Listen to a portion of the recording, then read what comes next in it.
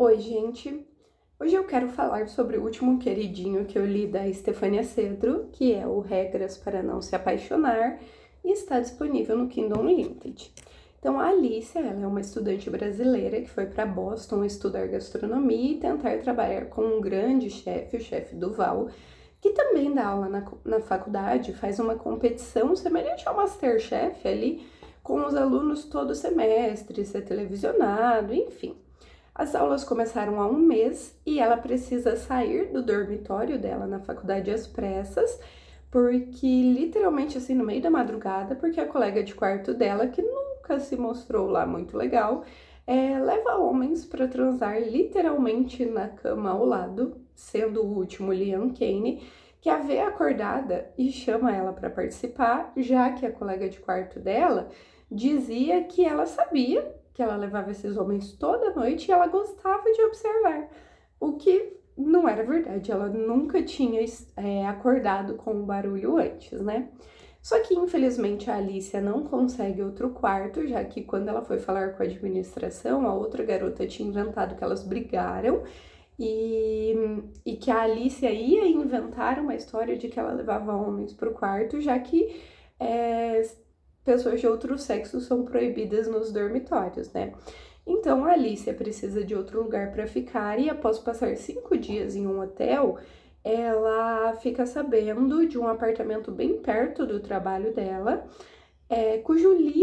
cujo quarto, né, o Liam também está querendo, já que ele teve uma briga feia com os irmãos dele, que acham que ele não tem responsabilidade, que ele se apoia no sobrenome do pai, que é um jogador de hóquei extremamente famoso e rico, e ele decide que ele vai morar sozinho, ser independente, e ele está tentando alugar o mesmo quarto que a Alicia. O Josh, que é o dono do apartamento, não consegue se decidir entre eles dois, então fala para eles fazerem meio que um teste de experiência, sabe? Eles vão dividir o quarto por um mês e depois desse período ele vai ver com quem será melhor dividir o apartamento e o outro vai sair. O que inicia ali, né, uma guerra fria entre os nossos protagonistas. O Liam chega de madrugada e acorda ela desliga o despertador dele, faz ele perder o treino. Ele troca o sal pelo açúcar quando ela vai fazer um bolo de cenoura. E assim, o negócio vai escalando tanto que uma noite o Liam liga o despertador de 5 em 5 minutos e faz com que ela durma em cima de uma prova muito importante. O professor não vai deixar ela refazer. E ela responde insinuando para o treinador dele que ele está tomando anabolizantes, o que faz com que ele precise fazer testes de doping, mas ele está cortado do time até que saiam os resultados. E daí, com isso, eles percebem que extrapolou esse comportamento e eles decidem estabelecer uma trégua antes que eles prejudiquem ainda mais. Durante a trégua deles, o Liam vê ela chorando, já que ela descobriu que o chefe famoso, o chefe Duval, que ela sempre quis trabalhar, motivo dela ter saído da confeitaria dos pais dela lá no Brasil para estudar em Boston, sempre trata mal imigrantes, nunca dá nenhuma oportunidade a eles na cozinha, sempre mantém eles na limpeza, na louça, coisas assim, o que faz com que ele meio que tente animar ela. E então ele consegue um emprego para ela numa padaria brasileira e também uma amiga, né? Porque ela se sentia bem solitária ali em Boston e tal. E depois disso eles vão se aproximando, se odiando menos. Só que os colegas de time dele adoram fazer apostas, então eles fizeram várias quando ele decidiu sair de casa, quantos dias ele ia durar. Agora eles estão apostando quanto tempo vai levar para ele admitir que está apaixonado, se ele vai ser correspondido, se ele vai levar um pé na bunda. E assim, nós leitoras de romance sabemos muito bem onde esse tipo de aposta vai parar e que sempre estoura na cara do protagonista. Isso, no caso, era o que eu pensava, né? Mas enfim, eles seguem nessa trégua, ambos têm atração um pelo outro, só que apenas o Liam reconhece, a bicha nega até a morte, ela é tinhosa. E eles trocam algumas informações sobre o passado, ele conta que ele foi abandonado pelos pais na escola, que eles simplesmente não foram buscar ele, que hoje eles são fotógrafos famosos. como ele e os dois irmãos dele se uniram no orfanato por serem crianças mais velhas e saberem que geralmente os casais preferem os bebês, e como eles foram adotados juntos devido a isso. Ela fala sobre a irmã dela, que morreu em um acidente de moto, que fez com que ela tivesse um pouco de medo de moto também. Ela também tem medo de tempestades, e quando uma tempestade está passando por Boston, ela acaba se enfiando na cama dele por medo, mesmo não rolando nada. Só que isso esbarra em uma outra aposta, e a ganhadora seria a garota com quem ele dormisse a noite toda, já que ele só transa e vai embora.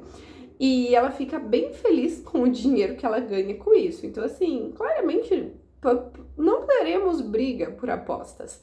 E o irmão do Liam, ele chama a Alicia para assistir ao primeiro jogo de hóquei deles e até dá a camisa dele, o que obviamente ele fez para provocar o Liam, né?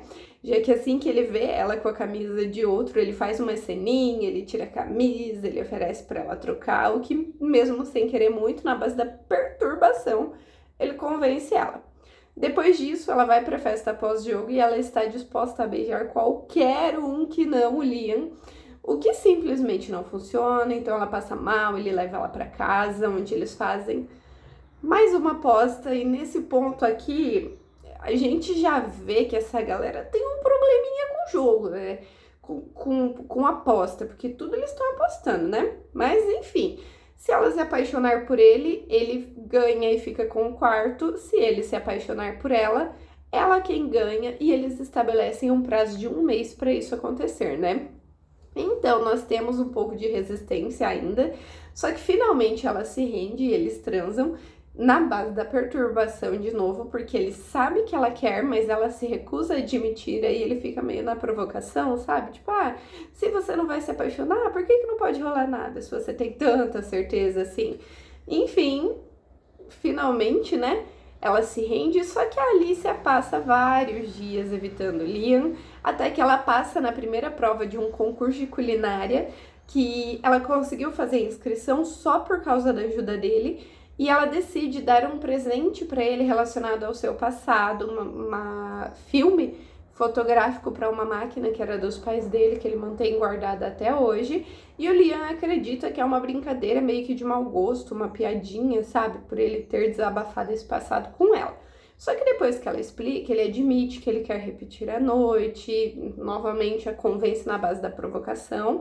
Só que no dia seguinte ela diz que ninguém pode ver eles juntos, que ninguém pode saber, que isso só pode se repetir no quarto, que eles não são exclusivos. Lembre disso. Claro, né, que o tiro sai pela culatra, já que no dia seguinte ela vê ele tomando café com uma garota, e em todos os dias depois, e na noite da segunda prova do concurso ele nem mesmo dormiu em casa. O que ela não sabe é que, na verdade, essa garota com quem ele tomava café, ele estava tendo aulas de português. Só que, obviamente, como ela está com raiva do Liam, ela toma uma decisão ruim, ela decide aceitar sair com um dos outros concorrentes do concurso naquela mesma noite. O encontro é ótimo, mas ela vê que ela não sente absolutamente nada com outra pessoa que não seja o Liam. Então, quando ela volta para casa, ele tá esperando ela e ele admite o quanto ele ficou surtado. Ele explica que ele passou a noite na casa dos pais dele porque ele viu um anúncio que seus pais biológicos estariam dando autógrafos na cidade, divulgando o novo livro deles, e ele ficou completamente desestruturado. E ele também admite que talvez ele esteja se apaixonando por ela.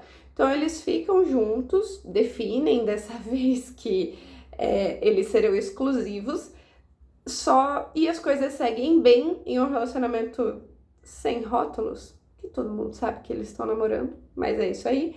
Ele faz uma festa surpresa de aniversário para ela vai cada vez melhor no concurso, ela garante uma vaga na final, só que depois ela vê um e-mail de alguns dias atrás que ela deveria ter renovado seu visto de estudante ou perderia a vaga no concurso. Porém, ela ainda não fala nada pro Liam, já que naquela noite eles vão ir até a sessão de autógrafos dos pais biológicos dele e ele vai precisar de apoio. Só que assim, a conversa não é o que ele esperava mas ele tem um ponto final que ele tanto precisava, ele percebe que não foi culpa dele ele ser abandonado, e ele ainda se lembra quem são os seus pais de verdade, que no caso são os pais adotivos.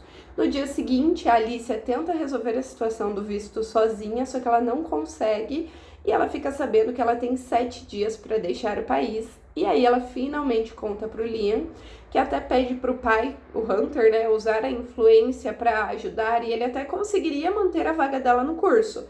Só que o visto dela precisaria estar regular.